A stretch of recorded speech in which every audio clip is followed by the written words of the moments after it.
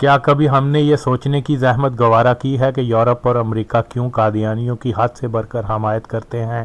کس لیے پاکستان کی 23 کروڑ کی آبادی میں چند لاکھ قادیانیوں کی فکر میں مرے جا رہے ہیں؟ کیا وجہ ہے کہ پاکستان کی ہر حکومت کو سامراجی طاقتیں قادیانیوں کو مسلمان کی حیثیت دینے، ناموس رسالت اور ختم نبوت کے مسئلے پر دباؤ میں ڈالتے رہتے ہیں، جبکہ یہی حکومتیں ایک طرف تو مذہب اسلام کو دہشت گردی کی طرف راغب کرنے والا دین بھی کہتے ہیں؟ تو اس کا مطلب پھر یہی ہے کہ قادیانیوں کی مسلمان کی پہچان بحال کروا کر دہشت گردوں کی تعداد میں اضافہ دیکھنا چاہتے ہیں۔ ظاہر ہے کہ اسلام کا نہ تو دہشت گردی سے اور نہ ہی قادیانیوں کا اسلام سے کوئی تعلق ہے۔ کبھی پاکستانی پاسپورٹ پر مذہب کا خانہ ختم کرنے کی کوشش کی جاتی ہے تو کبھی حلف نامے میں قادیانی کلٹ کی منشا سے تبدیلی کروانے کی ناپاک کوشش کی جاتی ہے۔ پاکستان کے قادیانیوں کے بارے میں جب کوئی بات ہوتی ہے تو اس کو انسانی حقوق سے نفی کر دیا جاتا ہے۔ ہر کوئی قادیانی کمیونٹی کو پرامن، قانون کا پاسدار، معزز، اعلیٰ تعلیم یافتہ قرار دیتا ہے اور پاکستان میں ان پر بے شمار ظلم و ستم کے قصے کہانیاں بیان کرتے رہتے ہیں، جبکہ اس حقیقت سے تو 70 کی دہائی کے لیفٹسٹ جو دراصل قادیانی مبلغ ہوتے تھے بھی انکار نہیں کر سکتے کہ یہ پرامن قادیانی ہی تھے جنہوں نے جماعت غیر اسلامی کے گنڈوں کے ساتھ مل کر مارچ 1977 کی اینٹی بھٹو تحریک میں پارٹی کارکنوں کا قتل عام اور گراؤ جلاؤ کیا تھا۔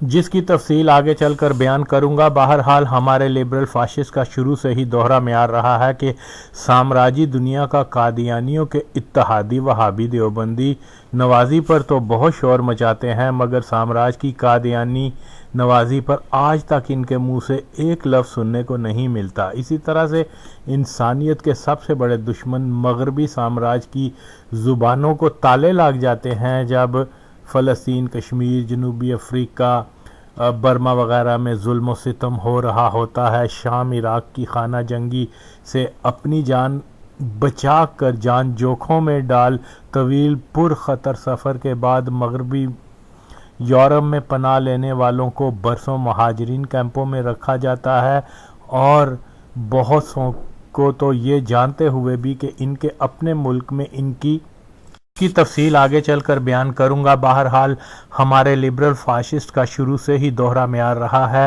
کہ سامراجی دنیا کا قادیانیوں کے اتحادی وہابی دیوبندی نوازی پر تو بہت شور مچاتے ہیں، مگر سامراج کی قادیانی نوازی پر آج تک ان کے منہ سے ایک لفظ سننے کو نہیں ملتا۔ اسی طرح سے انسانیت کے سب سے بڑے دشمن مغربی سامراج کی زبانوں کو تالے لگ جاتے ہیں جب فلسطین، کشمیر، جنوبی افریقہ، برما وغیرہ میں ظلم و ستم ہو رہا ہوتا ہے۔ شام، عراق کی خانہ جنگی میں جان بچا کر اپنی جان کو جوکھوں میں ڈال طویل اور پرخطر سفر کے بعد مغربی یورپ میں پناہ لینے والوں کو برسوں مہاجرین کیمپ میں رکھا جاتا ہے، اور بہت سو کو تو یہ جانتے ہوئے بھی کہ ان کے اپنے ملک میں ان کی زندگی کو خطرہ ہے مگر ڈپورٹ کر دیا جاتا ہے۔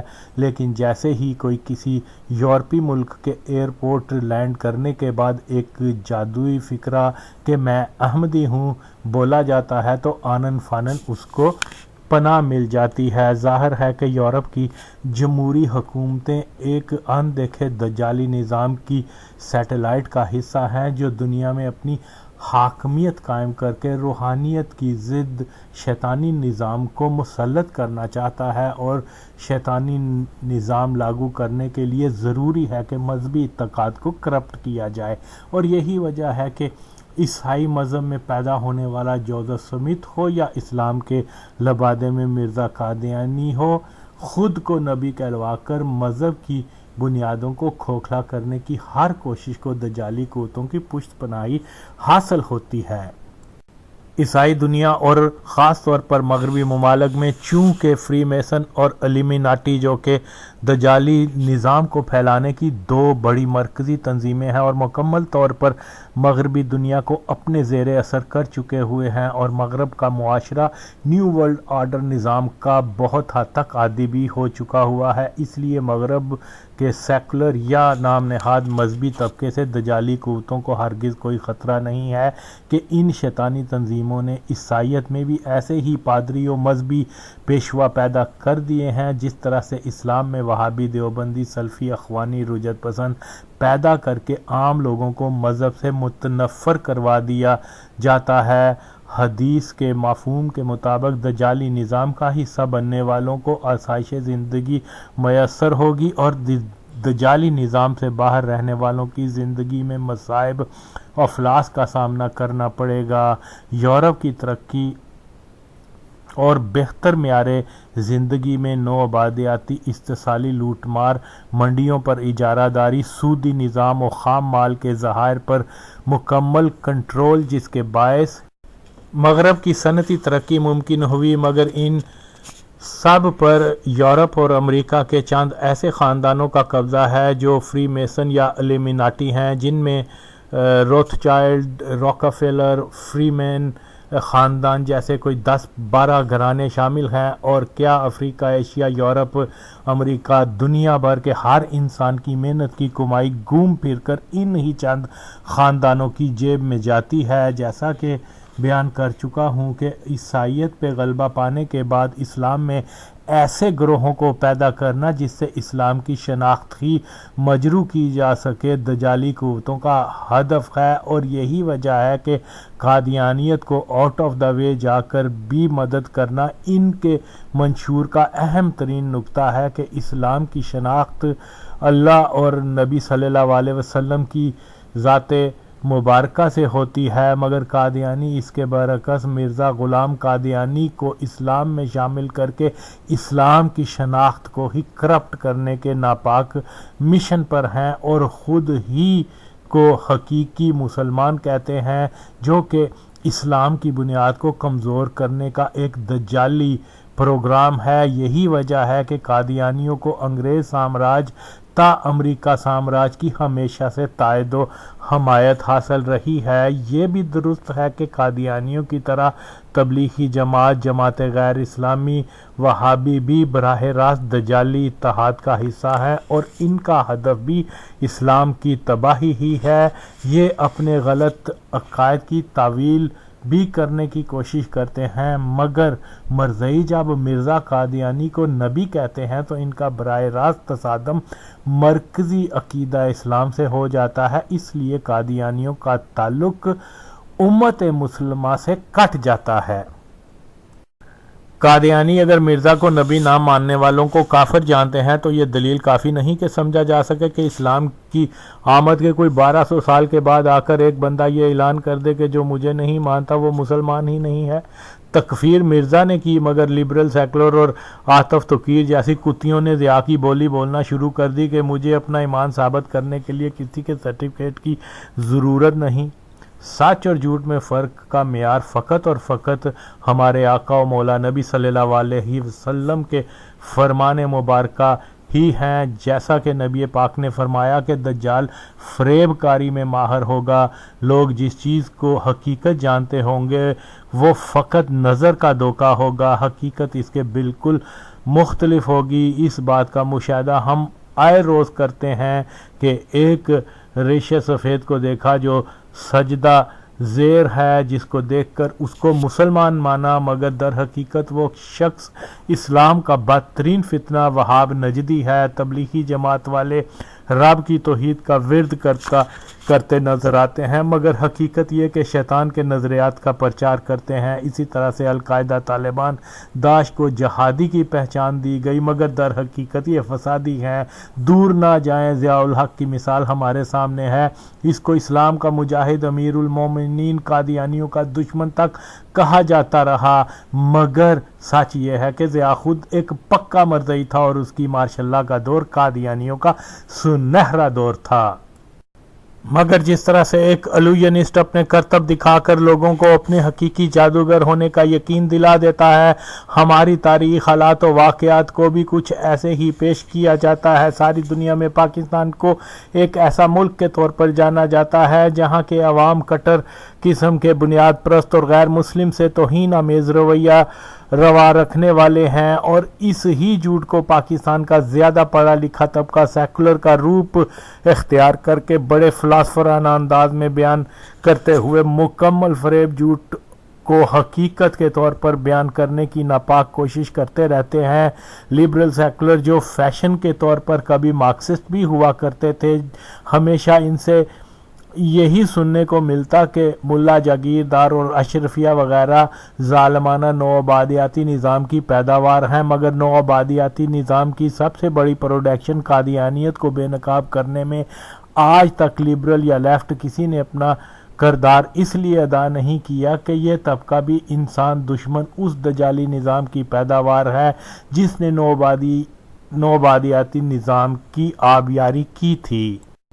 अंग्रेज़ के बाद पाकिस्तान की सिविल मिलिट्री इस्टेब्लिशमेंट में कादियानी छाए हुए थे और इनके हाशिया बरदार जागीरदार थे, तो कादियानी माली और इख्तियारी इतबार से पाकिस्तान का सबसे मुस्तहकम तबका अक़लियत करार पाने से कबल और उसके बाद तक भी रहता चला आ रहा है। मगर क्या मिजाल के कभी किसी लिबरल या खारजी ने उनको बेनकाब करने की कोशिश की हो। कादियानी माफिया की ताकत और पहुंच का आलम यह है कि पाकिस्तान के वजीर आज़म जुल्फ़िकार अली भुट्टो का ज़ाती हुक्म था कि साकब ज़िरवी मरज़ई को गिरफ्तार किया जाए, जो 1974 के हंगामे में तहरीब कारी और इश्तियाल अंगेज़ी के वाक़यात में मुलव्वस था, मगर एक पॉपुलर और बाइख्तियार वज़ीर आज़म के हुक्म को नज़रअंदाज करके किस तरह से अदलिया, पुलिस और एजेंसियाँ कादियानी बदमाशों को तहफ़्फ़ुज़ फराहम किया करती, इसका हाल साकब ज़िरवी की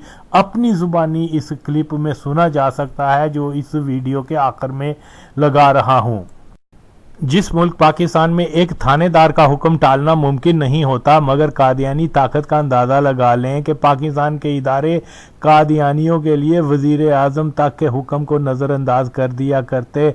ये इतराफ़ कादियानियों की अपनी ज़ुबान सुनकर फिर भी कोई कादियानियों को पाकिस्तान का मज़लूम और सितम रसीदा तबका कहता है तो बेशक ऐसा कहने वाला कोई बहुत बड़ा लानती बंदा है।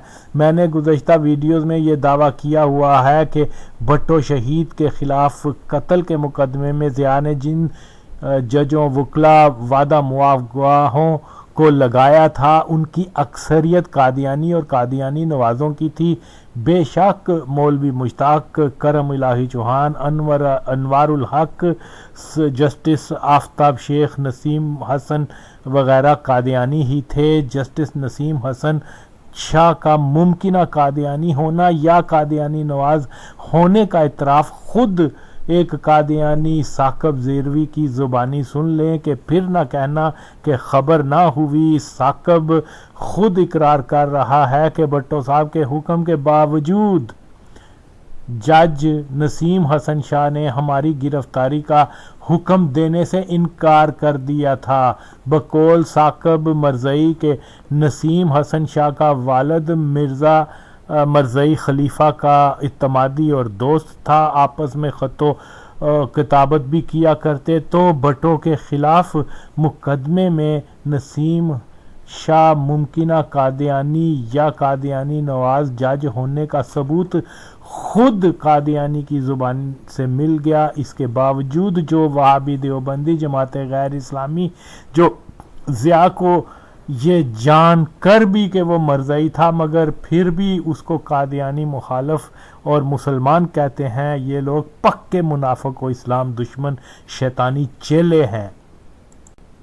और वो सेकुलर फाशिस्ट जो कादियानियों को अमन पसंद साफ गो कहते नहीं थकते, खुद मरज़इयों की ज़ुबानी सुन ले कि मरज़ई कल्ट एक खुफिया माफिया की तर्ज पे काम करता है। मरज़इयों में खुफिया बैत करवाई जाती है ताकि कादियानी होना ज़ाहिर ना हो सके और वो मुसलमानों में रहते हुए जासूसी का काम कर सके। ये तर्ज अमल खुदाई जमातों का हरगिज़ नहीं होता बल्कि माफिया का होता है। इसका सबूत एक बार फिर से मारूफ कादियानी चौधरी मोहम्मद अली की ज़ुबानी तीसरे क्लिप में सुना जा सकता है। खुफिया बैत का इतराफ़ सुनकर भी अगर कोई कादियानियों को एक मजहबी जमात कहता है तो उसको चाहिए कि वो अपना इलाज करवाए। जैसा कि मैंने पहले भी बयान किया था कि एक قادیانی جج سلام بٹی، جو کہ ظہور الہی مرزائی خاندان کا گہرا دوست، ہم مذہب اور ہم عادت ہونے کی نسبت سے بھٹو صاحب کے حکم کے باوجود چودھری خاندان کو گرفتار نہیں کیا کرتا تھا۔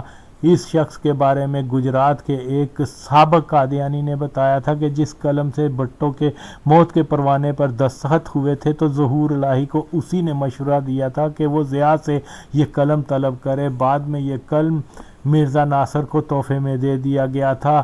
سلام بٹی چودھری خاندان کا خاص بندہ تھا اور چودھری ظہور الہی کا جب قتل ہوا تو اس کے کچھ عرصے کے بعد عبدالرزاق جناح اس کے قتل میں گرفتار ہو گیا۔ سلام بٹی نے مارشل لاء اتھارٹیز سے اجازت لے کر جناح کی پھانسی سے قبل اس کو یہ کہتے ہوئے تھپڑ مارے تھے کہ تم نے میرے دوست کو قتل کیا تھا، اس سے قبل کہ تو پھانسی لگے میں اپنی دلی حسرت پوری کر لوں۔ سلام بٹی نے 77 کی تحریک میں وکلاء و ججوں کو بھی بھٹو حکومت کے خلاف اشتعال دلایا تھا، اس کے باوجود کہ بے ضمیر رنڈی کو معلوم تھا کہ سلام بٹی کس قدر اینٹی بھٹو اور بھٹو کے قاتل ٹولے کا ایک متحرک ترین رکن تھا، مگر پھر بھی بی بی نے اس کو خوب ترقی دی اور نوازا۔ گزشتہ دنوں ایک سندھی ساتھی نے کسی خاتون کی فیس بک کا لنک بھیجا جس میں کسی مرزائی جنانہ مبشر زیدی کی 100 لفظوں کی کہانی نصیحت، جس میں بے ضمیر کا ایک تصوراتی خطاب ہے کہ بلاول تم خوش قسمت ہو کہ تم کو سیاست سکھانے والا باپ سر پہ موجود ہے، مگر اس نہ مرد نہ عورت مبشر زیدی نے بلاول کا باپ کس کو قرار دیا ہے؟ یہ ایک معمہ ہے کہ اتفاق سے یوسف اور زرداری دونوں ہی سیاستدان کہلواتے ہیں۔ مزید لکھتی ہے کہ مگر میری سیاست میرے باپ کی پھانسی کے بعد شروع ہوئی تھی۔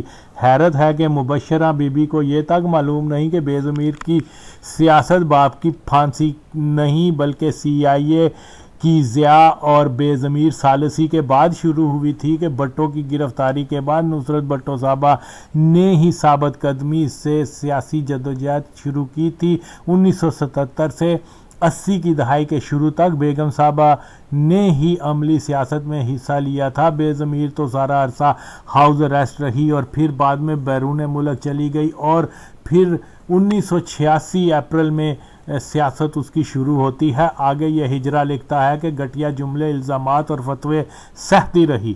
اس گھٹیا انسان مبشر کی اطلاع کے لیے کہ کرپشن اور ضیاء باقیات کو پارٹی میں لانے کے الزامات بالکل درست ہیں، اس لیے اس پلیت پر الزامات کا جواز بنتا ہے۔ بے ضمیر نے اسلامی سزاؤں کو ظالمانہ کہا، اس لیے اس پر فتویٰ کفر کوئی غلط نہیں تھا۔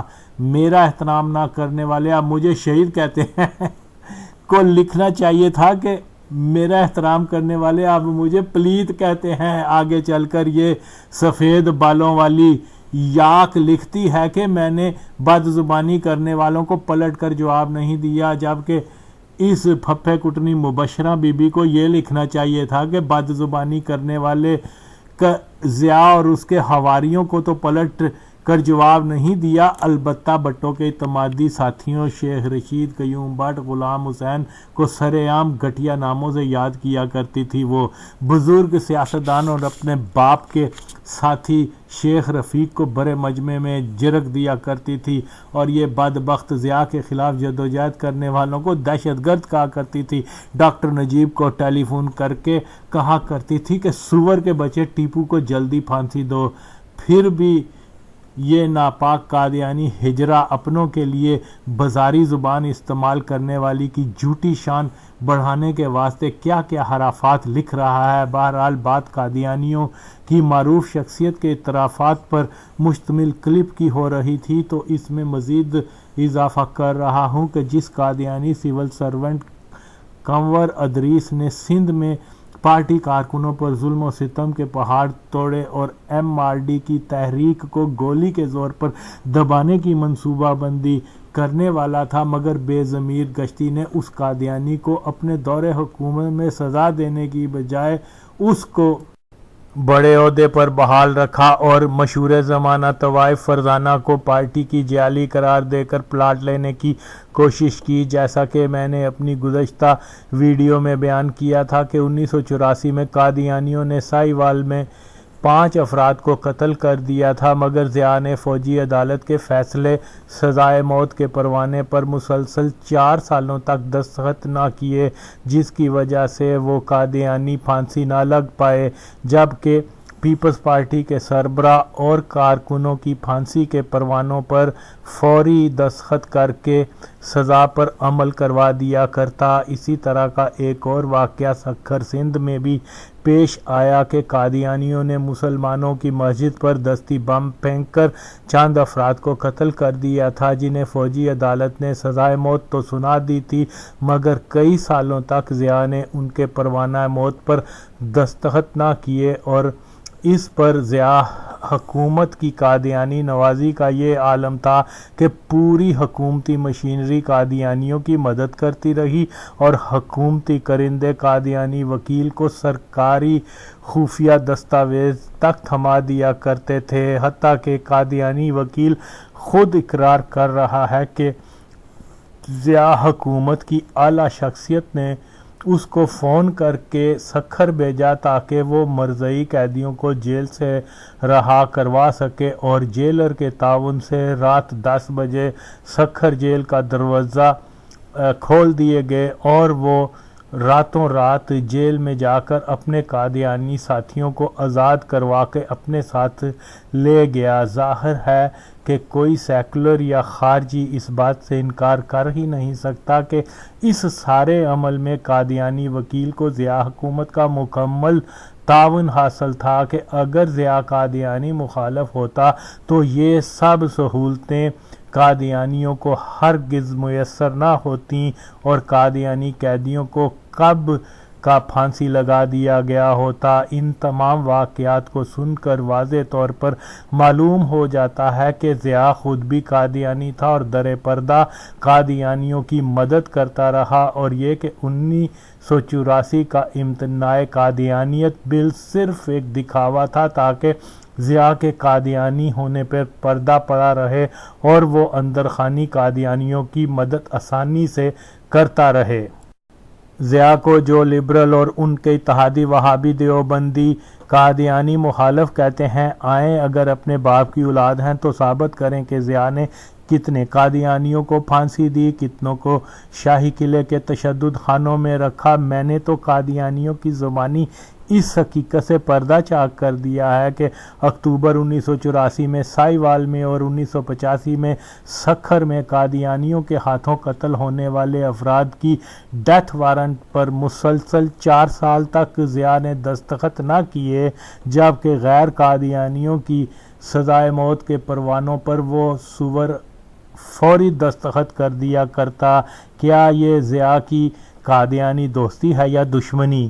بھٹو صاحب کی آخری ملاقات میں بیٹی سے گلے ملنے تک کی اجازت نہیں دی گئی، جبکہ قادیانی وکیل کے لیے رات 10 بجے جیل کے دروازے کھول دیے گئے، اور وہ مسلمانوں کے قاتل قادیانی قیدیوں کو گلے مل آزاد کروا کر اپنے ساتھ لے جانے کی ضیاء حکومت کی سہولت پاتا ہے۔ کیا یہ ضیاء کی قادیانی دشمنی ہے یا دوستی؟ جیسا کہ بھٹو صاحب جس جیل میں تھے اس کا زیادہ تر عملہ قادیانی تھا، اور مجھے یقین ہے کہ کرنل رفیع بھی ایک قادیانی ہی ہوگا، کہ وہ ناپاک شخص بھٹو کے آخری لمحات کی جو رودات بیان کر رہا ہے وہ عین قادیانیوں کے دعوے کے مطابق ہے کہ بھٹو پر غشی طاری ہو گئی، وہ ڈر گیا، اللہ ایسا عبرتناک انجام کسی کا بھی نہ ہو جیسا بھٹو کا ہوا وغیرہ۔ میرا دعویٰ ہے کہ اگر تحقیق کی جائے تو ثابت ہوگا کہ یہ بدرو بھی ایک قادیانی ہی ہے۔ بہرحال سکھر جیل میں قادیانی قیدیوں کی رہائی میں ضیاء حکومتی تعاون کے ثبوت کے لیے قادیانی وکیل کے اعتراف کی زبانی کلپ بھی یہاں لگا رہا ہوں۔ بلا شبہ قادیانی وکیل کی باتیں سن کر ثابت ہو جاتا ہے کہ نارمل حالات میں یہ سب ممکن نہیں ہو سکتا، تاوقتے کہ حکومت کی مدد و منشا شامل نہ ہو، اور ان سب واقعات کو سن کر بھی اگر کوئی ضیاء کو قادیانی مخالف سمجھتا ہے تو پھر شک نہیں کہ وہ حرامی ہی ہے۔ قادیانی جماعت کے لیے میرا مشورہ یہی ہے کہ وہ ضیاء کو قادیانی مخالف کہنے کا ڈرامہ اب بند کر دیں اور اس سچائی کو خود ہی قبول کر لیں کہ ہاں، ضیاء الحق اور اس کی بیوی خاندانی قادیانی تھے۔ 1977 مارشل لا لگانے اور بھٹو کے خلاف مقدمہ اور پھانسی تک میں ضیاء اور اس کے ایم عارف اور دیگر قادیانی جرنیلوں اور ربوہ کا مشترکہ پلان تھا کہ یہ اعتراف کرنے سے صبح کا بولا شام واپس آ جائے تو پھر گزارا ہو جاتا ہے کہ اگر 50 سال بعد CIA نے ایران کے ڈاکٹر مصدق کی حکومت کا تختہ الٹا کیا کا سچ اگل دیا تھا تو پھر قادیانی 41 سال بعد ہی جماعت غیر اسلامی کے ساتھ مل کر بھٹو کا تختہ الٹانے اور ایک قادیانی حکومت کو برسر اقتدار لانے کی ذمہ داری قبول کر لیں کہ اس سچ کی بنا پر بھی قادیانی جماعت کی کچھ عزت باقی رہ جائے گی کہ وہ وقت دور نہیں جب اتخاذ میں لکھا جائے گا کہ پاکستان کا سابق صدر ضیاء الحق کے قادیانی تھا جس نے بھٹو سے قادیانیوں کو غیر مسلم قرار دینے کا بدلہ لیا تھا۔ بہرحال میری آڈیوز کا یہ نتیجہ نکلا کہ قادیانی جو یہ دعویٰ کرتے رہتے ہیں کہ ہم کوئی بات نہیں چھپاتے اور ہر شے کو اوپن رکھتے ہیں، مگر اپنے سوشل میڈیا پہ رکھے مواد پر کنٹرول اور چیک شروع کر دیا، جو دلیل ہے کہ ضیاء کے قادیانی ہونے کے ثبوت خود قادیانی ہی ختم کرنے کی ناکام کوشش کر رہے ہیں۔ اس کو کہتے ہیں چور کی اتنا فضل تھا، یعنی احمدیت میں بھی وہ ٹریپ کی طرح کرنا چاہتے تھے۔ پھر وہ روزنامچے کے جناب 2 کیسز ہوئے اور ہمیں پتہ چل گیا، وہ تھانے دار صاحب بتا دیتے تھے بیچارے۔ ہم نے اس کے لیے رٹ کی کہ قبل از گرفتاری ضمانت ہو جائے۔ چودھری عزیز احمد صاحب باجوہ اور مرزا نصیر احمد ان کے ساتھ تھے، عبداللہ باجوہ 2-4 وہ بیچارے کنڈکٹ کر رہے تھے۔ تو یہ لگا ڈویژنل بینچ میں جسٹس نسیم حسن شاہ اور MS H قریشی۔ اچھا عجیب بات یہ ہے کہ ان دنوں یہ سارے ماتوب ہو گئے تھے، رامے صاحب بھی آتے تھے، ہتھ کڑی کے ساتھ آتے تھے، راجہ منور احمد صاحب آتے تھے، وہ بھی ہتھ کڑی سے آتے تھے، ایک الطاف حسین وہ ٹیکنیکل ایڈیٹر ہے ہمارا ایک، وہ بھی آتا تھا، وہ بھی ہم اچکنے پہن کے چلے جاتے تھے اور یہ ہمیں گرفتار نہیں کرانا چاہتے تھے۔ محسوس ہوا، مثلا محسوس ان کی باتوں سے ہوا کہ پہلے دن جب ہم گئے پیشی ہوئی تو کوئی DM عوام صاحب بعد میں تو شخص نے بڑے احسان کیے، ایڈوکیٹ جنرل تھے، مشہور معروف وکیل تھے۔ تو ان کی آپ کو معلوم ہی ہے کہ نسیم حسن صاحب کی آواز بڑی زنانہ سی ہے، تو انہوں نے تھوڑی دیر کے بعد کہا کہ وہ ایکیوزڈ کہاں ہے؟ تو میں اٹھا، میں نے کہا مائی لارڈ آئی ایم ثاقب زیروی۔ او ثاقب زیروی، اس قوم کے ترانے گاتا رہا، نغمے سناتا رہا ان کو، اس سے بہتر آدمی مسٹر دوست محمد عوان، اس سے بہتر آدمی ڈیفینس آف پاکستان کہاں مل سکتا؟ نیکسٹ انہوں نے کہا جی وہ میم شین، وہ 2 دفعہ قید ہوا۔ کیوں قید ہوا بھائی؟ اس کے لیے قید ہوا کہ ڈیفینس آف پاکستان روٹ لگے۔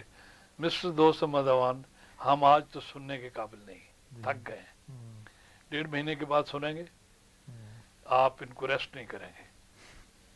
انہوں نے کہا جی ٹھیک ہے۔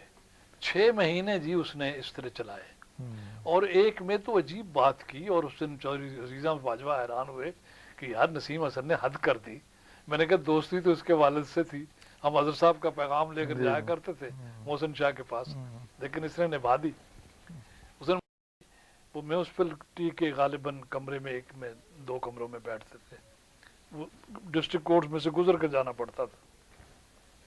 وہاں پہنچے، مرزا صاحب نے جا کے بتایا کہ وہ آ گئے ہیں دونوں، تو کہنے لگا وہ مرزا صاحب بات یہ کہ مجھ سے وہ اس دن تو غلط فہمی ہو گئی، یہ تو بڑا امپورٹنٹ کیس ہے، بھٹو صاحب پرسنلی انٹرسٹڈ ہیں اس میں، اور میں تو یوں کرتا ہوں آپ ضمانت کے لیے دے دیں اور میں دوسری پارٹی کو نوٹس جاری کر دیتا ہوں، پرسوں یا اس سے اگلے دن سہنجائی صاحب آ کے ضمانت لے لیں گے۔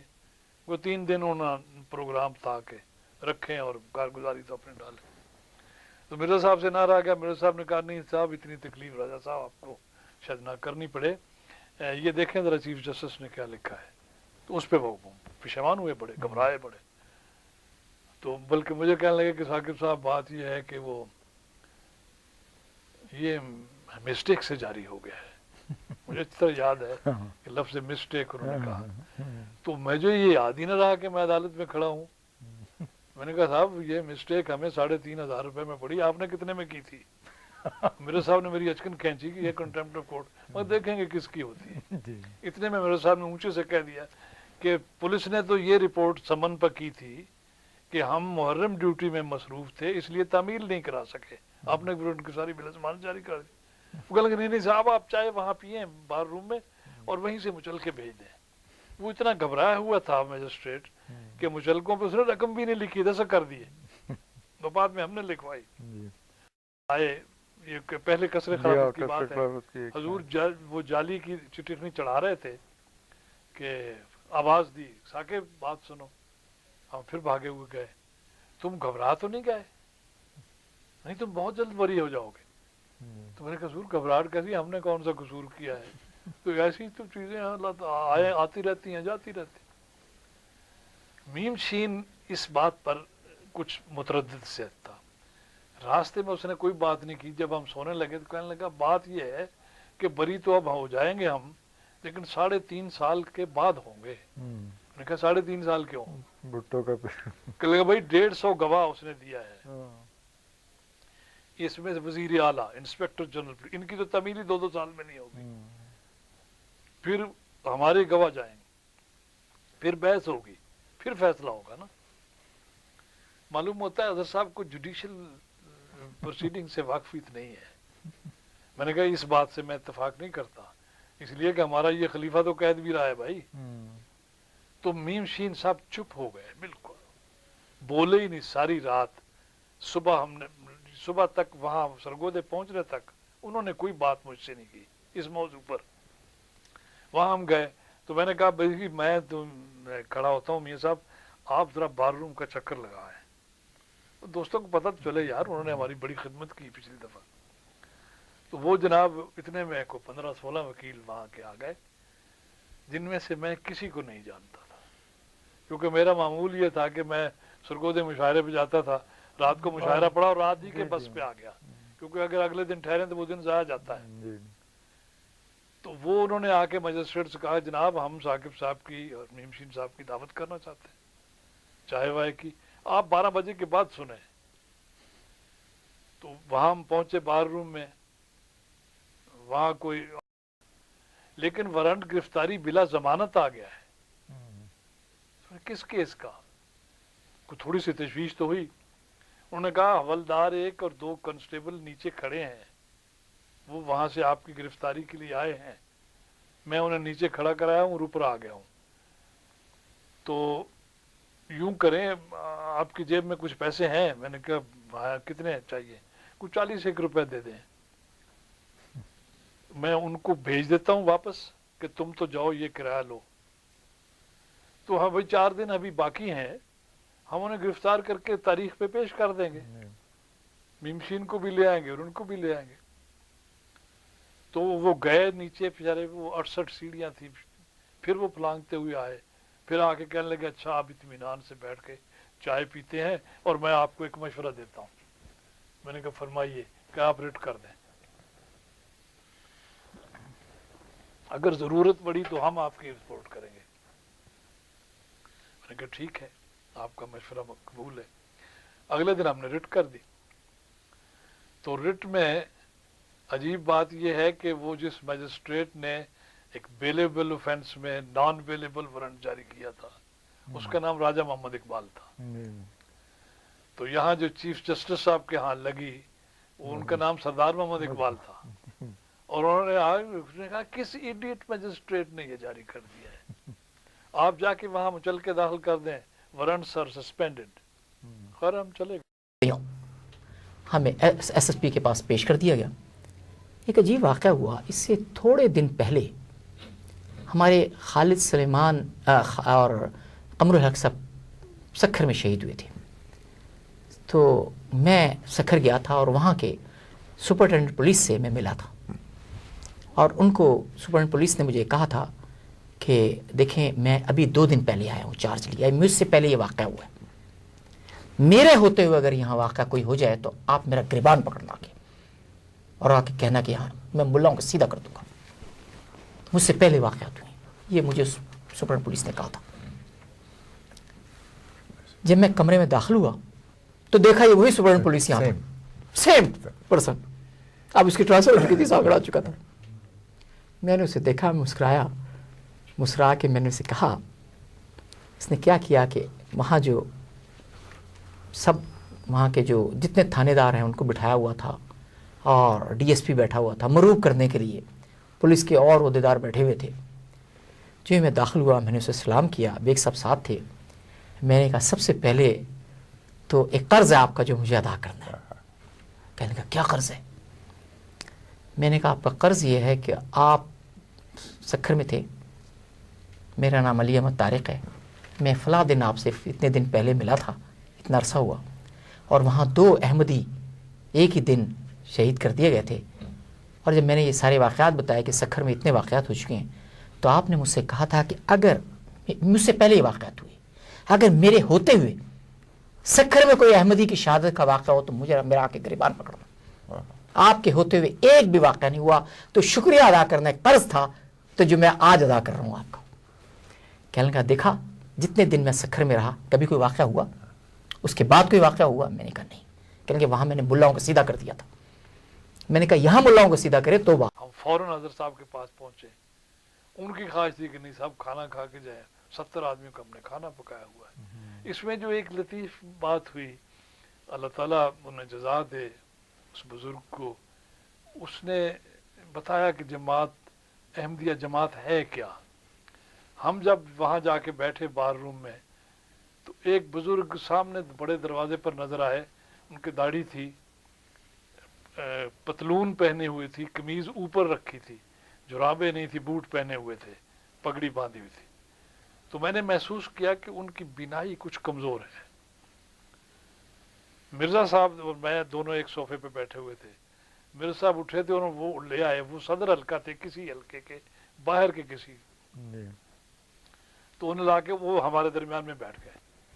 2-1 मिनट तो उनकी सांस दुरुस्त करते रहे। फिर उन्होंने कहा कि जी वो मिर्ज़ा साहब, वो साकिब साहब के केस का क्या बना? तो मिर्ज़ा साहब ने कहा कि वो अल्लाह ताला के फजल से वो तो वापस हो गया है, बरी हो गए हैं वो तो। अच्छा जी अल्हम्दुलिल्लाह। तो उन्होंने अपने जेब से कोई 7-8 हज़ार रुपए के नोट निकाले। कहा जी मैं इनको क्या करूँ, अब ये मुझे जमात ने दिए थे कि साकिब साहब को सजा नहीं होनी चाहिए, जिस तरह चाहो इस्तेमाल कर लो।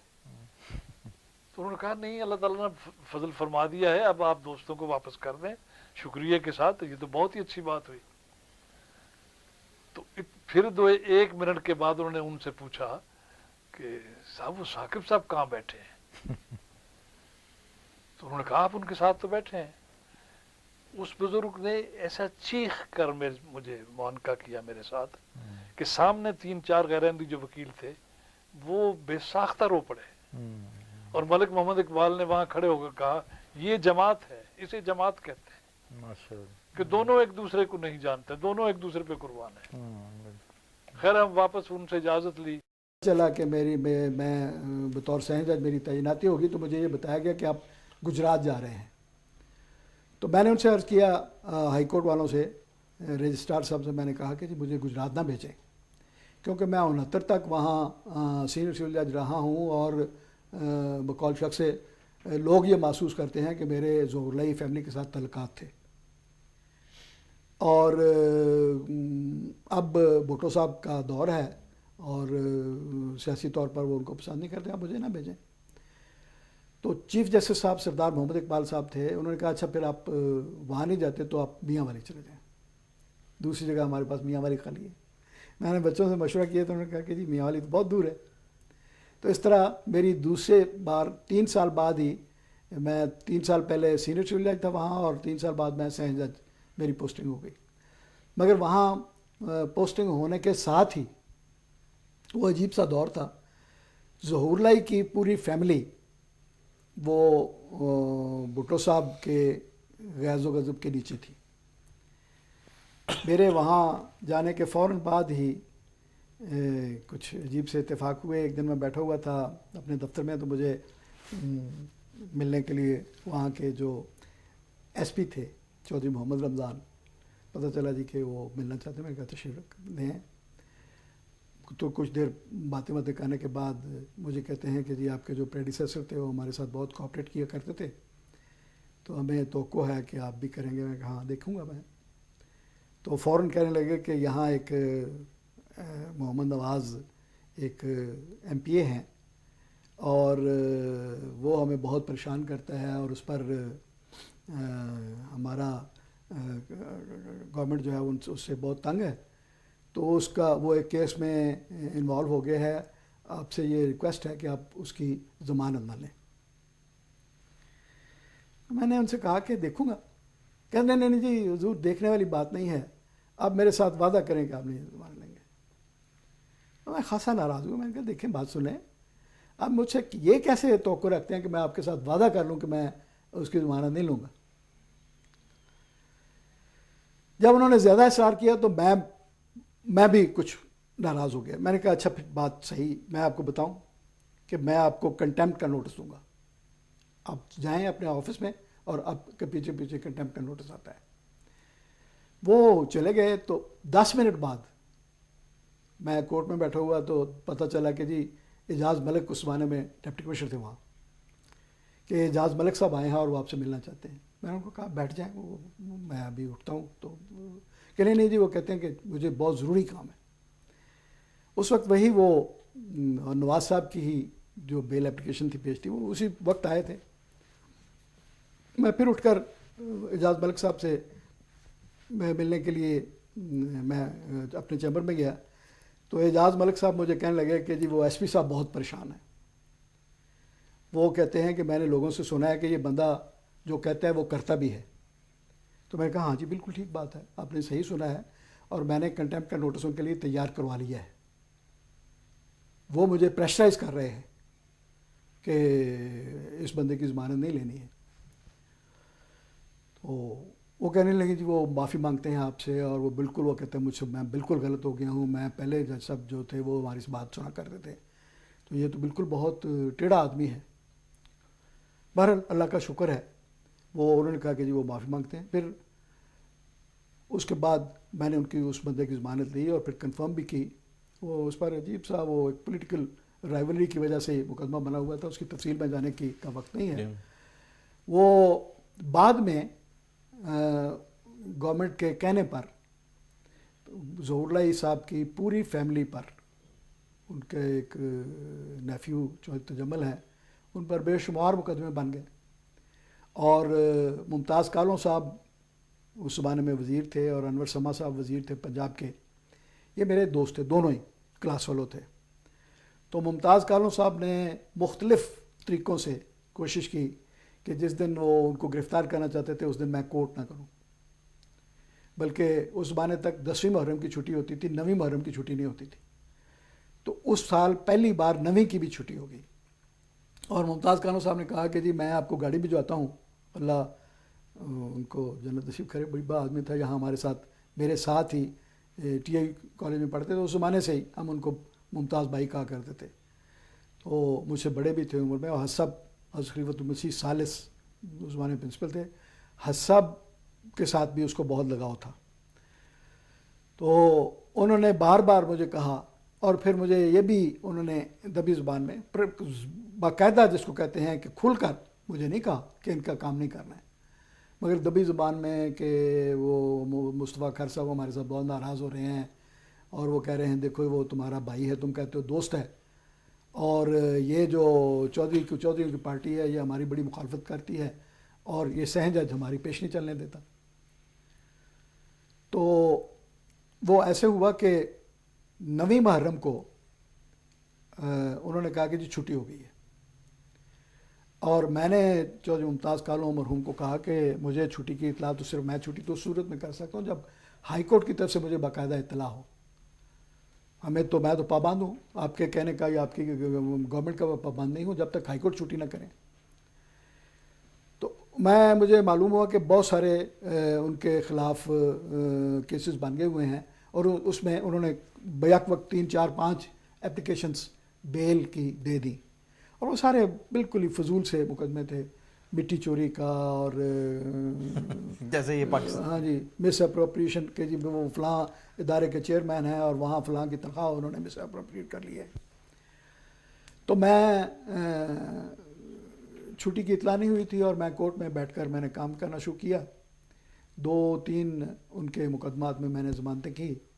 تو میں نے سنا کہ وہ جو اس زمانے میں فراست علی آغا فراست علی ڈی ایس پی تھے وہاں گجرات میں, انہوں نے آہستہ سے سید محمد اعظم شاہ پبلک پروسیکیوٹر کے بعد میں ایڈیشنل چیف جج ہو گئے, ان کے کان میں کہا کہ ہمارے پاس اور مقدمے. جب وہ کہہ رہے تھے اس وقت ہائی کورٹ سے چھٹی کی اطلاع کی کا ٹیلی فون آ گیا. مجھے میرے کلرک آف کورٹ نے جو سپرنٹ دفتر کا ہوتا ہے اس نے کہا کہ جی ہائی کورٹ سے ٹیلی فون ہے. میں اٹھ کر ان کے کمرے میں جا رہا تھا تو میں نے وہ سن لیا آغا فراست علی کو کہ جی میرے پاس اور بھی ان کے خلاف مقدمے ہیں, کوئی نہیں ہم گرفتار کر لیں گے. تو میں نے واپس آ کر اسی کا حوالہ دیا کہ میں نے اوور ہیئر کیا ہے کہ ان کے اور بھی مقدمے ہیں اور یہ پولیٹیکلی ان کو وکٹمائز کر رہے ہیں, تو میں ان کو جنرل بیل دیتا ہوں. اچھا کہ جو بھی مقدمے بنیں گے جب تک میرے پاس وہ نہ لایا جائے اس وقت تک ان کو گرفتار نہیں کریں گے. وہ ایک مجھے زمانہ اچھی طرح یاد ہے اور اس کا نتیجہ یہ ہوا کہ کچھ دنوں کے بعد ہی ابھی میں 72 نومبر میں گیا تھا اور شاید مارچ اپریل میں چیف جسٹس صاحب کا پہلے تو مجھے فون آیا, پھر انہوں نے ایک جسٹس کرم لائی چوہان رات کے ان کے گاؤں میں کوئی فنکشن تھا, ایسے مائنر کا سا کوئی فنکشن تھا. تو چیف صاحب کے پی اے نے مجھے فون کیا کہ چیف صاحب وہاں آ رہے ہیں اور وہ چاہتے ہیں کہ آپ ان سے وہاں ملیں. خیر میں بھی چونکہ حکم تھا میں چلا گیا. چیف صاحب سب دوسرے لوگوں سے مجھے علیحدہ ایک طرف لے جا کر کہنے لگے کہ اسلام میں آپ کی بہت عزت کرتا ہوں مگر آپ کے خلاف بھٹو صاحب نے میرے پاس شکایت کی ہے. جسٹ امیجن کہ بھٹو صاحب نے میرے پاس شکایت کی ہے کہ یہ سہن جج ہماری پیش نہیں چلنے دیتا اور ہر کیس میں ضمانت کر رہا ہے اور ظہور لائی کی مدد کر رہا ہے. تو میں نے ان سے عرض کیا, میں نے کہا حضور یہ بات غلط ہے, میں ان کی آؤٹ آف دی وے سوال ہی پیدا نہیں ہوتا کہ میں مدد کروں. میں تو جو قانون کے مطابق جو ان کا اگر حق بنتا ہے تو جیسے دوسرے لوگوں کو میں ریلیف دیتا ہوں, میں سمجھتا ہوں کہ میں صرف اس لیے ان کو ریفیوز کروں, میں ان کو داد رسی ان کی نہ دوں کہ گورنمنٹ ان کے مخالفت ہے, یہ تو سہن جج کا کام نہیں ہے, یہ میری طرف سے ڈس آنیسٹی ہوگی. تو انہوں نے بڑا کھل کے مجھے کہا کہ آپ پولیس کے ساتھ اور ایگزیکٹو کے ساتھ کوئی کوآرڈینیٹ نہیں کر سکتے. تو میں نے عرض کیا, میں کہا حضور اگر تو آپ کا مطلب ہے کہ کوآرڈینیشن کا یہ مطلب ہے کہ میں ان سے پوچھوں اور پھر کسی بیل میٹر کا یا مقدمے کا فیصلہ کروں تو میں نہیں کروں گا, یہ میرا ضمیر اجازت نہیں دیتا. تو میں کہا اچھا پھر ٹھیک ہے, اگر آپ کا ضمیر یہ اجازت نہیں دیتا تو پھر مجھے آپ کو یہاں سے بدلنا پڑے گا. تو میری پھر کچھ دنوں کے بعد, مگر انہوں نے اسی وقت کہا کہ آپ کو کوئی سزا نہیں ہے, میں آپ کو اپنے پاس لے جاؤں گا ہائی کورٹ میں, آپ ممبر انسپیکشن ٹیم ہوں گے. تو تیسرے دن میری وہاں سے ٹرانسفر ہو گئی. اور ویسے عام جو ہے پاکستانی جو عام پبلک ہے اس کے حوالے سے یہاں پہ کتنی جو تاخیری حربے استعمال کیے جاتے ہیں اور کورٹس میں اصل میں بات یہ ہے کہ ایک تو جو تاخیری حربے بھی اس لیے استعمال ہو سکتے ہیں کہ جو ہمارے ملک میں ایک تو جس کو فریولس جو غیر ضروری مقدمے بازی بہت زیادہ ہے. وکلاء صاحبان ہمارے کوئی ایتھکس جو لیگل ایتھکس ہیں جو کہتے ہیں نا کہ ایک دستور سا بنا ہوتا ہے کہ یہ کام کرنا ہے یہ نہیں کرنا, ان کا کوئی خیال نہیں رکھا جاتا. وکیل کے پاس مجھے ایک بچپن کی بات یاد آ رہی ہے کہ ایک بار ہمارے ایک دوست سے جو کلرک تھا کہیں کسی بینک میں, تو اس کی کسی غلطی کی وجہ سے اس پر کوئی کیس بن گیا. تو میں بھی اپنے ایک دوست کے ساتھ ایک وکیل صاحب جو ایک دوست کا ماموں تھا ان کے پاس گئے, بہت سینئر وکیل تھے. تو ہم ان کے پاس گئے اور جا کر ان کو کہا کہ جی یہ ایسے کسی سے ہو جائے تو کیا ہو سکتا ہے. تو انہوں نے فوراً کہا کہ بنا دوں گا، کہ گرفتار کروا دوں گا. تو وہ لڑکا جو تھا وہ خود تھا، تو اس کے دوست نے جو ان کا بھانجا ہی تھا اس نے کہا کہ ماموں جی یہ تو اس کا ہے یہ کیس، تو کوئی بات نہیں چھڑا دوں گا. تو یہ جو ہے نا کہ وکلاء کا پروفیشن، بہت ساری مقدمہ بازی ایسی ہے جو شغلاً وکیل صاحبان اپنے بعض لوگ جو کرونک لیٹیگنٹس ہوتے ہیں وہ تو ان کو جگہ نظر آئے نا آپ کی جگہ ہے تو مقدمہ کر دیں کہ یہ میری جگہ ہے. اور وکیل صاحب، میں نام نہیں لینا چاہتا ہوں، ایک بار مجھے ایسے ہوا کہ چودھری ظہور علیہ صاحب میری عزت کرتے تھے، تو میرے پاس آئے، میں لاہور میں تھا ایڈیشنل سیشن جج، تو انہوں نے مجھے کہا کہ کوئی ایسا وکیل بتائیں جو مقدمے کو لمبا کرے اور مخالف فریق کو تنگ کرے. تو میں نے ان کو نام بتایا، اور کچھ عرصے کے بعد انہوں نے کہا کہ بہت مہربانی، بہت آپ کا شکریہ کہ آپ نے مجھے ایسا بندہ بتا دیا ہے کہ اب میرے بہت سارے مقدمے اس کے پاس ہیں. جماعت کے بارے میں جو مقدمات ہوتے ہیں اس میں ہمارے جج واضح ہے کہ پریشرائز ہو جاتے ہیں. ہاں، یہ اس کا پریشرائز ہونے کا تو یہ حال ہے. آپ نے سنا ہوگا چودھری محمد اعظم جو ہمارے اعظم کے بعد ایک تو یہ بات ہوئی، میں نے بتایا 3 طرح کے کیس تھے. ایک FIR کیس ہوتے تھے جو 298C کے، ایک 107-17 کے کیسز تھے، تیسرے وہ کیس تھے جو MPO کے تحت تھے، مینٹیننس پبلک آرڈر آرڈیننس کے تحت. میں نے MPO کے خلاف جو کیسز تھے ان کو سندھ ہائی کورٹ میں چیلنج کیا، اور جسٹس سجاد علی شاہ کی ڈویژن بینچ میں وہ میری پٹیشنیں 13 پٹیشن لگیں.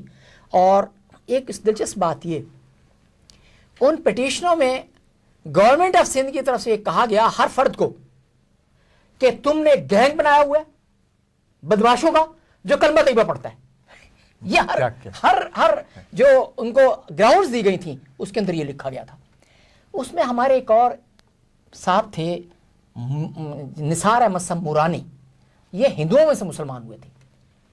ان کو جو گراؤنڈز دی گئی اس کے اوپر یہ نہیں لکھا ہوا تھا، اس میں دوسری بات لکھی تھی جو اس سے مختلف تھی، کیونکہ ان کو تھوڑی سی شرم آئی کہ ایک شخص ہندوؤں میں سے مسلمان ہوا، اس کو کہا کہ تم نے گینگ بنایا ہوا اور کلمہ طیبہ پڑھتا ہے، تو اتنی تو ان کو شرم آئی.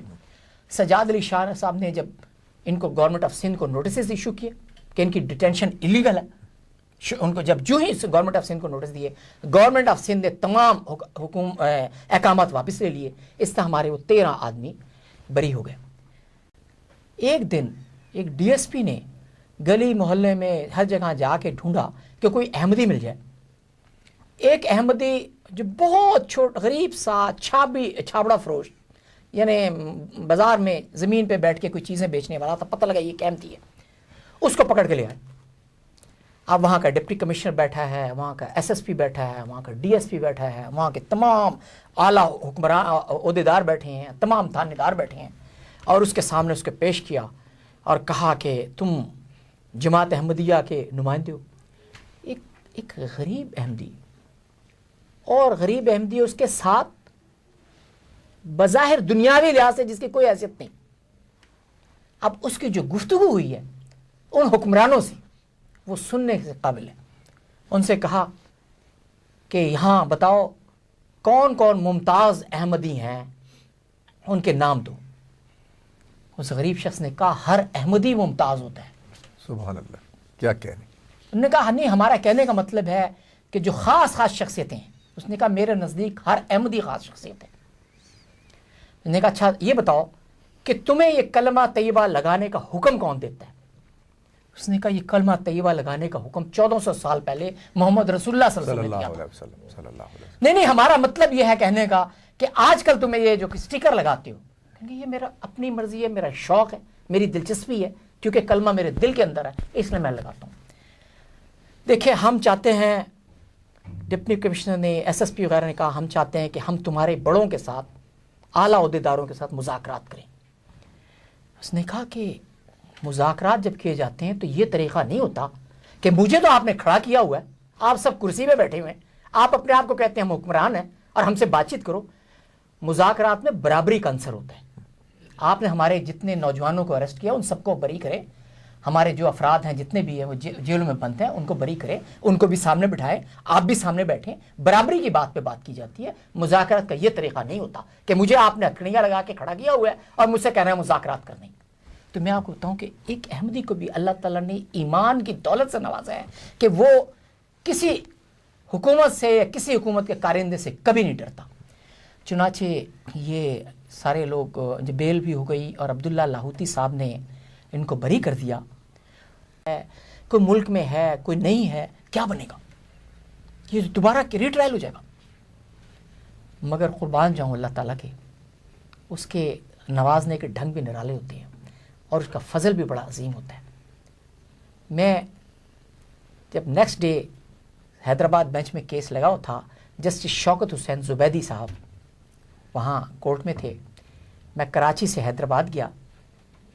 جو ہی میں کورٹ روم میں داخل ہوا, ابھی میری باری دور تھی. ہائی کورٹ کا طریقہ یہ ہے کہ لسٹ آتی ہے, پہلے آرڈرز کے کیسز ہوتے ہیں, پھر کچا پیشی کے ہوتے ہیں, پھر ہیئرنگ آف اپلیکیشن ہوتی ہے, پھر ریگولر ہیئرنگ ہوتی ہے. تو ریگولر ہیئرنگ میں بھی میرا کیس دور تھا. جو ہی میں کورٹ روم میں داخل ہوا, جسٹس شوکت حسین زبیدی صاحب نے مجھے دیکھا اور کہنے لگے, مسٹر طارق کون سے کیس میں آئے ہو؟ میں نے کہا ریگولر ہیئرنگ میں at serial number so and so ہے. سب کی طرف دیکھا جیسے میں اس سے ذرا پوچھ لوں, اگر شارٹ ہے تو چلا دوں, باقی کیسز چھوڑ کے. کہیں گے what is the point involve in that case? میں نے کہا ویری شارٹ پوائنٹ انوالو مائی لارڈ. کیا پوائنٹ ہے؟ اس میں ایک عجیب بات ہے کہ جب یہ پیٹیشن ایکوٹل اپیل فائل کی گئی تو یہ ایکوٹل اپیل گورنمنٹ آف سندھ کی طرف سے ایڈیشنل ایڈوکیٹ جنرل سندھ نے داخل کی اور نیچے اپنا ڈیزگنیشن نہیں لکھا, سائن کر دیے. دوسری بات ہے کہ قانون کی کتابوں میں کرمنل پروسیجر کوڈ میں لکھا ہے کہ اس وقت کی بات ہے کہ کرمنل ایکوٹل اپیل صرف پبلک پرازیکیوٹر داخل کر سکتا ہے. پبلک پرازیکیوٹر کی ڈیفینیشن کرمنل پروسیجر کوڈ میں علیحدہ دی گئی ہے, ایڈوکیٹ جنرل اور ایڈیشنل ایڈوکیٹ جنرل کی ڈیفینیشن علیحدہ دی گئی ہے. گویا پبلک ایڈیشنل ایڈوکیٹ جنرل اور ایڈوکیٹ جنرل پبلک پرازیکیوٹر نہیں ہوتے. تو یہ ایکوٹل اپیل مینٹینیبل ان لا ہے ہی نہیں. میں نے انہیں کہا کہ very short point involve the appeals were filed by additional advocate general Sindh without disclosing his designation and he is not the public prosecutor according to criminal procedure code. Therefore, all these appeals are not maintainable in law. Correct. میرا یہ کہنا تھا بغیر file کھولے. ابھی انہوں نے جب پوچھا تھا میں نے اتنی سی بات کی, کہیں گے that is a very valid point. What do you say, Mr. Additional Advocate General, about this point? Additional Advocate General جو وہاں حیدرآباد میں متعین تھے, انہوں نے کہا کہ آپ, یعنی جسٹس صاحب سے کہا, جب آپ ایڈیشنل ایڈوکیٹ جنرل سندھ ہوتے تھے تو آپ نے بھی بہت سی کرمنل ایکوٹل اپیلیں فائل کی تھی. کہیں کہ اگر میں نے غلطی کی تھی تو کیا میں اب جج بننے کے بعد اس غلطی کو درست قرار دے دوں؟ کہنے لگے آل اپیل ڈسمسڈ. جو آج اس دن لگی ہوئی تھی 4 اپیلیں, ان کا ڈسمس. مسٹر طارق یو میں گو بیک ٹو کراچی, میں بعد میں ڈکٹیشن دے دوں گا, ججمنٹ لکھا دوں گا. میں نے ان کا شکریہ ادا کیا, تھینک یو کہا, نکل آیا. اگلے دن پھر 4 اپیلیں لگی تھی. میں پھر صبح کورٹ روم میں داخل ہوا. جسٹس صاحب کہنے لگے مسٹر طارق آج کیسے آئے؟ میں نے کہا جی 4 کرمنل ایکوٹل اپیلیں آج بھی لگی ہیں. کیا پوائنٹ انوالو ہے؟ میں نے کہا جی سیم پوائنٹ ہے. کہیں گے then the same order you may go back to Karachi and I will dictate letter. اس پر مجھے حوصلہ ہوا. میں نے کہا مائی لارڈ, تقریباً یہ کوئی 150 کرمنل ایکوٹل اپیلیں ہیں, تقریباً ہر روز 2-2 4 کر کے لگی ہوئی ہیں. کہیں تو میں ہر روز آ جایا کروں گا, لسٹ کے مطابق تو یہ روسٹر تو یہ کہتا ہے تو میں آ جایا کروں گا. کہیں گے اچھا کتنے کیسز ہیں؟ میں نے کہا کوئی 100-150 ہے. کہیں گے آپ ایسا کریں, ریڈر کو کائن کے ساتھ نیچے جائیں, آفس میں سے ساری ایکوٹل اپیلیں لے آئیں, سیم آرڈر. سبحان اللہ, سبحان.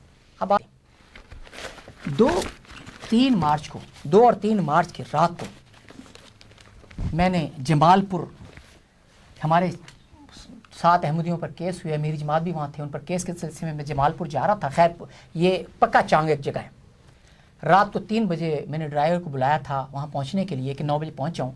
اتنے مجھے رات کو ایک فون آیا ایک اعلیٰ شخصیت کے خاص آدمی کا. اس نے مجھے کہا کہ تم ایسا کرو, ابھی روانہ ہو سکتے ہو, سکھر 9 بجے سے پہلے پہنچو, آج تمہارے قیدیوں کا فیصلہ ہے. میں نے پوچھا کہ کیا فیصلہ ہے؟ کہیں کہ یہ نہیں بتاؤں گا کیا فیصلہ ہے, لیکن تمہارے 2 آدمیوں کو سزائے موت ہے، لیکن جن لوگوں کو تم سوچ بھی نہیں سکتے ان کو سزائے موت ہے. اور یہ فیصلہ ہے، نام نہیں بتاؤں گا. ڈرائیور آیا، میں رات کو 3 بجے نکلا اور میں نے ڈرائیور کو کہا کہ فوراً جمال پور سے ہوتے ہوئے چلو. خیر پور جانا تھا، میں نے پکا چانگ ایک جگہ ہے فیض گنج کے پاس ہے، پڑی گنج کے قریب، وہاں پہنچنا ہے.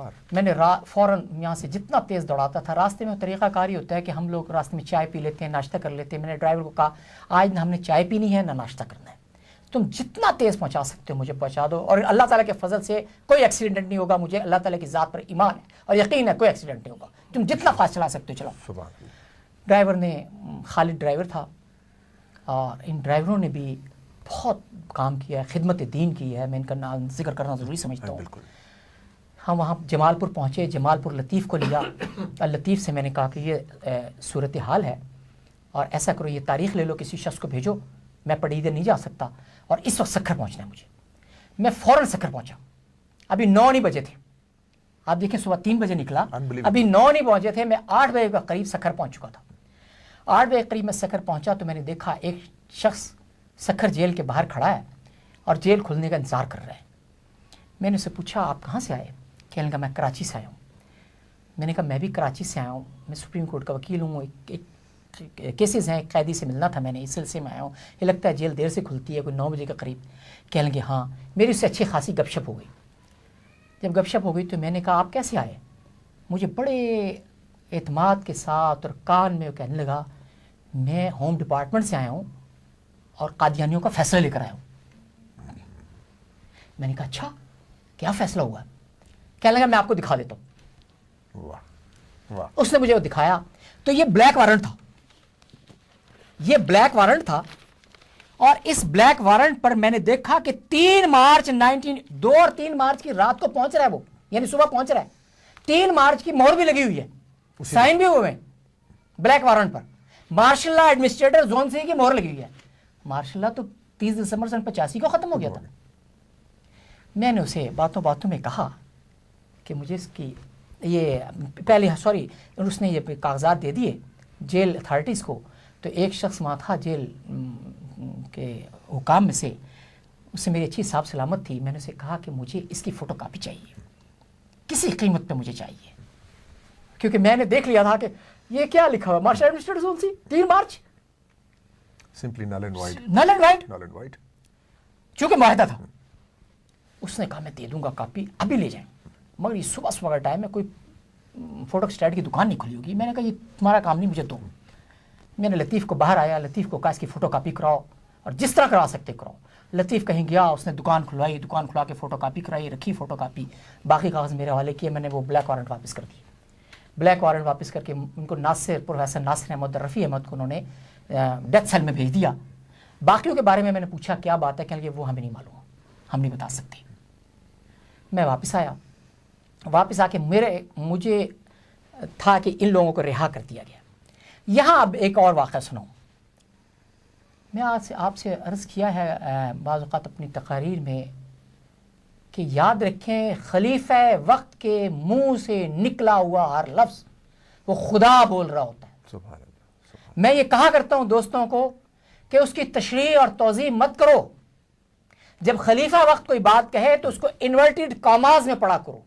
یہ ایسے ہی پوری ہونی ہے، اس میں کوئی تشریح اور توضیح کی ضرورت نہیں. بے شک. سبحان اللہ. یہ ہمیشہ یہ یاد رکھیں انورٹیڈ کاماز میں پڑھا کرو خلیفہ وقت کی بات کو. جب یہ کیس چل رہا تھا تو ایوب نے حسہ کی خدمت میں خط لکھا، کسی خواب کا ذکر کیا. حضرت خلیفۃ المسیح رابع رحم اللہ کا ایک خط آیا اور حسب نے انہیں لکھا ایوب کو کہ تمہارا خواب بہت مبارک ہے، تمہاری رہائی کا واقعہ آئندہ سال آموں کا موسم شروع ہونے سے پہلے ہوگا. سبحان اللہ. سبحان یہ الفاظ ہیں. میں نے ایوب سے فوٹو کاپی لے لی. جب میں رات کو روانہ ہوا اور مجھے پتہ لگا کہ 2 کو رہائی کیا ہے، باقی کے بارے میں نہیں کچھ، اور جن کو تم سوچ نہیں سکتے، تو میں نے یہ خط جیب میں رکھ لیا کیونکہ خلیفہ وقت کے الفاظ تھے. مجھے یقین تھا کہ یہ ایسے ہی پورا ہوگا اور آج ہی پورا ہوگا. حالانکہ اس کے جو ایویڈنس تھا اس میں تھا کہ ایوب نے بم پھینکا، مظفر نے بم پھینکا، لیکن خلیفہ وقت کہہ چکا कि तुम्हारी रिहाई का वाक़या आइंदा साल आमों का मौसम शुरू होने से पहले होगा। सिंध में आमों का मौसम कब शुरू होता है? अप्रैल में। पंजाब में बाद में होता है। अप्रैल मई में आम आना शुरू होते हैं। आमों का मौसम शुरू होने से पहले होगा। अब ये 3 मार्च की बात है। मैं वापस आया जहां मैं ठहरा हुआ था। लोगों ने पूछा क्या बात है, मैंने कोई बात नहीं बताई।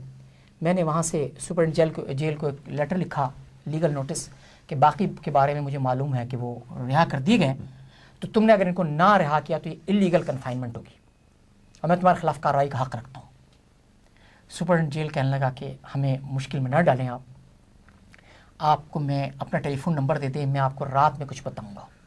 रात गए, सुपरिटेंडेंट जेल का टेलीफोन आया मुझे कि तारिक साहब आप अकेले आएँ, कोई शख्स साथ नहीं होना चाहिए क्योंकि सक्खर की सिचुएशन बड़ी ख़राब है, हमारे लिए मुश्किलात पैदा हो जाएंगी।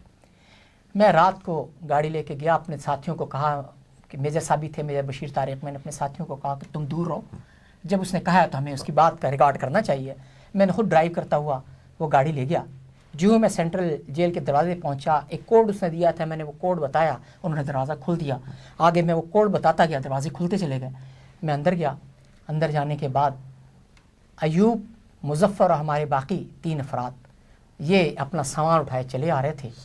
अयूब जब मेरे सीने से लगा तो मैं बेइंतहा रोया और मैंने कहा अयूब तुम्हें हज़रत साहब का ख़त पर याद है? कहने का हाँ। मैंने कहा मैं वो ख़त लाया हूँ, आज खलीफा वक्त की बात पूरी हुई। खलीफा वक्त ने कहा था कि आइंदा साल आमों का मौसम शुरू होने से पहले होगा। मैं इन 5 को गाड़ी में बिठाया।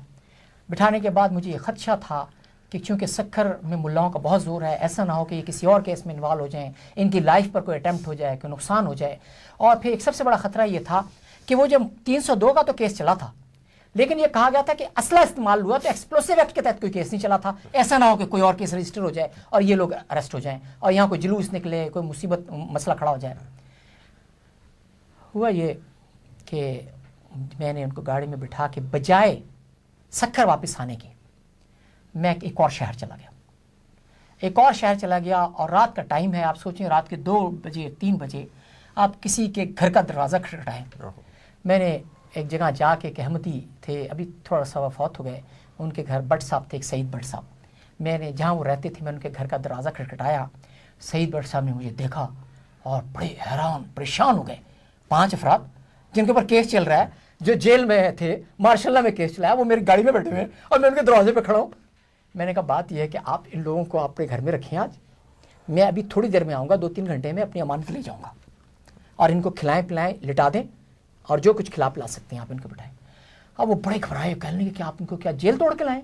मैं कहा किसी अहमदी से ये तवक्को नहीं की जा सकती कि कोई अहमदी जेल तोड़ेगा, कभी भी नहीं ऐसा हो सकता, नामुमकिन है। ये बाकायदा बरी हुए हैं और मैं इनको लाया हूँ क्योंकि सक्खर इनको नहीं रखा जा सकता। उन्हीं पैरों में वापस आया, मेजर बशीर तारिक साहब और लोग साथियों को साथ लिया। साथ लेके मैं रास्ते इतने में अमीर साहब का फ़ोन आ गया। मेजर साहब ने फ़ोन सुना, कहने लगे कि इतना पता है कि तारिक कहीं ले गया है। कहाँ लेके गया है? कहने लगे हमें यही तवक्को थी कि तारिक सक्खर नहीं ले जाएगा, कहीं और ले जाएगा। कहाँ ले जाएगा? हमें पता है कि कहीं ना कहीं ले गया होगा, वहाँ नहीं लेकर जाएंगे। मैं सारे दिन सफ़र कर